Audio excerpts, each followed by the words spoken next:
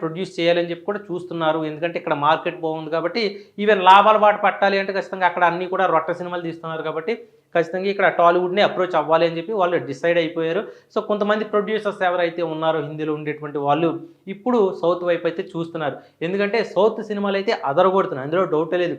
Even కేరళలో వచ్చేటువంటి ఈ మలయాళం ఫిల్మ్స్ ఏవైతే ఉన్నాయో కంటెంట్ బేస్డ్ ఫిల్మ్స్ అన్నీ కూడా వాళ్ళు ఇంచుమించుగా ఎవ్రీ ఇయర్ అంటే నెలకు ఒకటి దింపుతూనే ఉన్నారు. అండ్ ఇక్కడ కన్నడలో చూసుకుంటే వాళ్ళు కూడా అంతే, కేజీఎఫ్ అని చెప్పి, కాంతార్ అని చెప్పి, సో వాళ్ళు కూడా ఒక డిఫరెంట్ జోనర్లో సినిమాలు తీస్తూనే ఉన్నారు.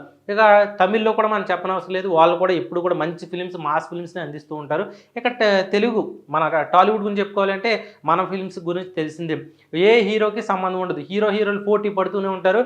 సో ఒక హీరో మంచి కంటెంట్ తీస్తారంటే నెక్స్ట్ వచ్చేటువంటి ఫిల్మ్ ఖచ్చితంగా దాన్ని మించి ఉండాలి అనే ఒక ఇక్కడ వాతావరణం అయితే మన తెలుగులో అయితే ఉంది. సో అందరూ సక్సెస్ అవుతున్నారు. ఈవెన్ బాలయ్య గారు కూడా మంచి కంటెంట్లతో అయితే వస్తున్నారు.